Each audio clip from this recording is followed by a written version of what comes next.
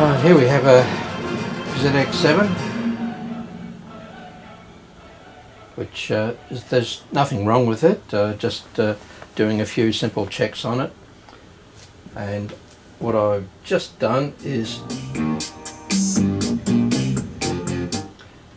change the voltage from 220 to 240. The owner was using a 240 to 220 transformer, and while that's fine, it's just an extra piece of equipment he doesn't need. So the transformer has 3 windings: neutral, 220 and 240. So I've swapped the wiring just in here to the correct thing.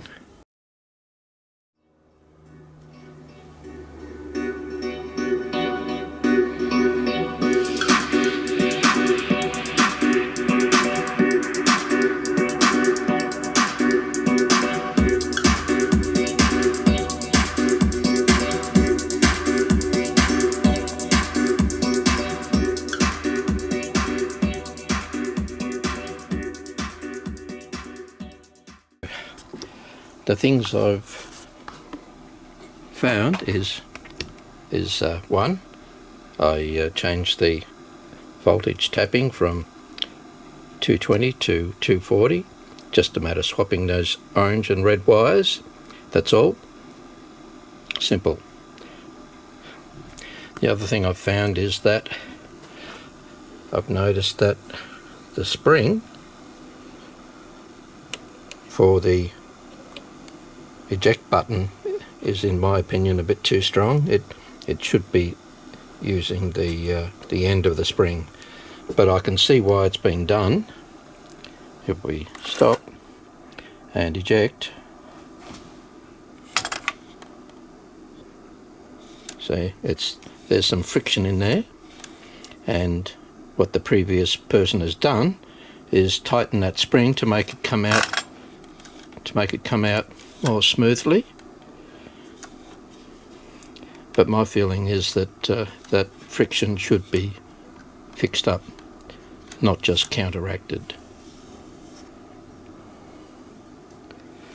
So I may put the spring back to a tighter position than what it was, or rather back to what it was, so that the draw will come out smoothly, but I don't like it, and I'm going to have to tell the owner that it really needs to be taken apart and find out where the friction is lying, and probably just needs a little bit of extra grease or oil.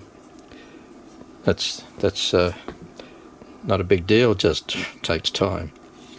The other thing which could be fixed at the same time is this azimuth adjust. That knob is really stiff, and I don't believe it should be that stiff. My own ZX7, I made it relatively smooth, and I mean, it's never a freewheeling knob, but this is just too stiff in my opinion. Okay, now let's go back to recording and see where the position is. Alright, well, I've moved that around, and here we are in the middle dot, so I'm not even sure if it's working. Oh, okay, maybe it is. Go back. This is what I found on mine. I found this to be a really twitchy bloody thing, and not even sure if it works. Well, if it says red, I guess you go with that. So reset. One thing I did learn is that things get confused, so the easiest way is to make sure you press reset after every time you do anything. Alright, now in this particular D60 type 1 tape, let's go into record, of course. Record, pause. no, actually record play. Now I think we have to do this again. Yes, okay, now here we have the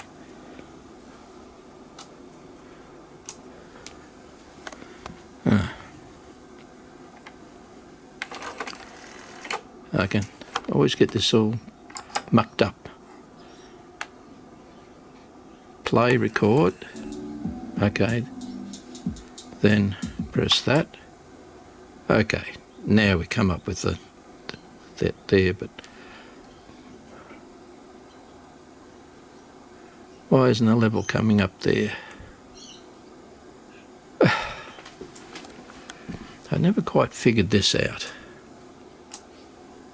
Maybe that has to, okay, that's got to come out.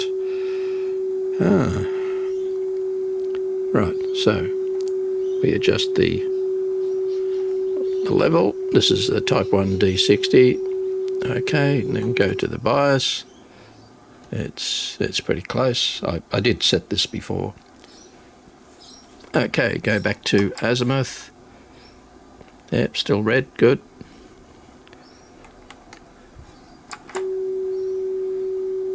Level's okay, bias is okay, close enough.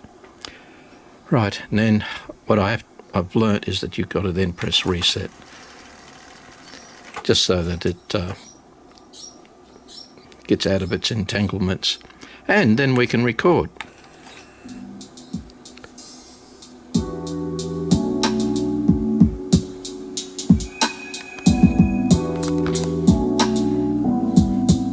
So they're the two things, or three things that I've done one, and still two that really need to be done, but I'll leave that one for the owner to worry about. I can get back to it if he wishes. The other thing that I'm just a little bit hesitant about is I did some frequency response measurements, and according to the NAC T100, it drops off about 5 dB at 20 kilohertz, which admittedly it was a Type 1 cassette. So what I'm going to do now is to try a Type 4 and see if it is really true. The specifications don't actually mention about Type 1, only Type 4, the ZX, so alright, so be it.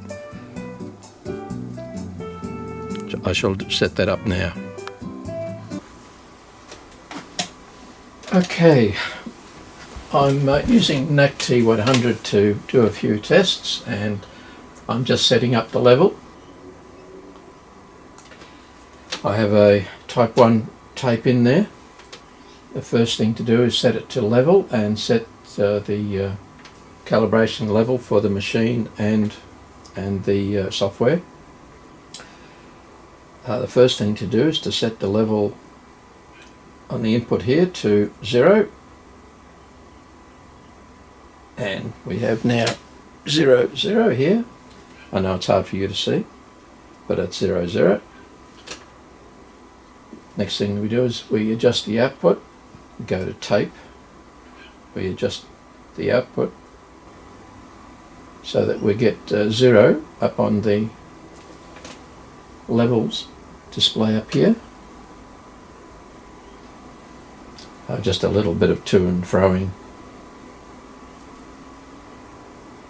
For some reason on play it's a little bit high here.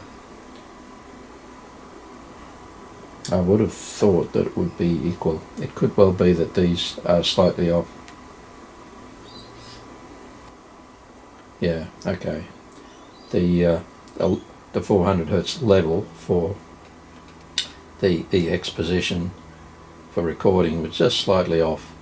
Now I'm getting 0 VU for both the source and on tape. And by adjusting the output level, I'm aiming for 0 up on the, oops, it's very sensitive, on these left and right scale up there. So now it's calibrated insofar as the software goes, and we can mosey on along. I I've done a speed check before, but we can do another one. Let's do 3000. And what's it measuring?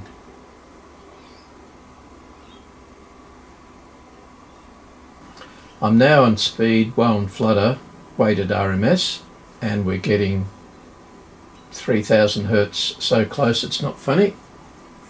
And wow and flutter of 0.06 thereabouts. Now the specs say less than 0.04 weighted RMS, so it's a little bit high. Next thing we go to is total harmonic distortion. Put it on the 1% range. This is 400 Hertz, and we get around about 0.4%. Okay, 0.4%. That's type 1. That's pretty good. They quote less than 1%. So that's okay. Let's go to 1 kilohertz. Let's say 0.55. So slightly more. Still okay in my book. Now let's go to the right channel. That was the left I did. Right channel at 1 kilohertz is 0.45, and at 400 Hertz, no, 0.35, we'll go in fives, 0.35. So it's a little bit better at 1 kilohertz. Actually, it's different for both left and right. In the left, 400 is better, and in the right, 1K is better. But still, it's not a lot. Right, next thing we'll do is go around to level, just to reaffirm. At 1K, it's, yeah, I've got it at the right mark, calibrated mark. Go to 400, and it's just the same. So I'm now going to do a noise measurement for the tape. This is A weighted, I assume. It says noise A, minus 40 dB, minus 20 dB, so zero scale here should be minus 60. So left and right, let's say they're close enough to plus 2, so that's 58 dB. Right. Type 1. There is something with NAC T100 that I've started to think about, and that is that it uses a signal to go to the record head and looks at the playback head. So for things like speed of the tape, the actual speed of the tape is independent, so I need to do some further investigations as to see whether I can use an external test tape rather than the internal signal. And the same goes for the azimuth. It sends out a very high frequency signal on the record head and then plays it back. And obviously if they're both out, then it doesn't help. So once again, I need to try them with test tapes on their own without recording the signal, and I think I should then be okay. It's just a slip of the mind that I didn't really think about that. However, in particular the azimuth, what it does do, it does tell you how the azimuth of the record head is working. Insofar as tape speed, well, it doesn't really tell you much except wow and flutter, I guess. So yeah, there's some things about the software that are not exactly as I initially thought. Mind you, I still like it. This comes back to basically that you really need a good quality standard playback tapes for everything. Now, further into this, I'm doing a lot of frequency response, and the truth is it's a combination of record and playback. So if the playback is off, it's all very well adjusting the bias to get a good level in the high frequencies, etc., but what does it mean? So my next path with all of this is to find a reliable method of playback EQ only, and this requires test tapes with good frequency spectrum from say 40 Hertz up to 20 kilohertz. And if you'll notice, you can't buy them at all. The highest ones go up to 14 or 15, maybe 16 kilohertz, and that's it. And that's rather disappointing. I have asked my seller of a few tapes to create a tape at minus 20 dB from 40 up to 20 kilohertz.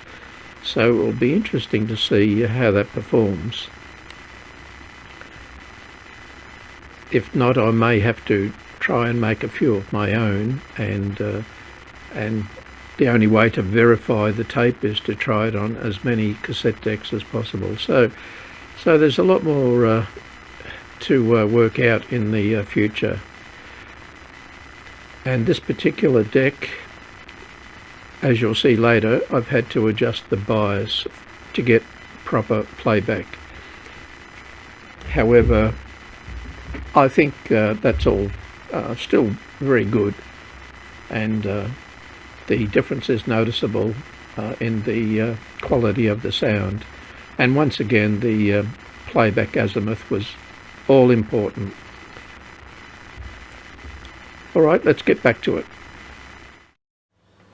Right, what I'm going to do now is just to see the magnitude of this problem is, at the moment without Dolby I'm getting a nice flat response, but I have the bias tweaked up to almost maximum, quite a lot. So what I'm going to do now is do a normal tape calibration on this tape and see how far it's out.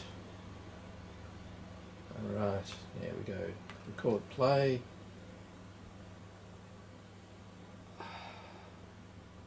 Try and get the azimuth right.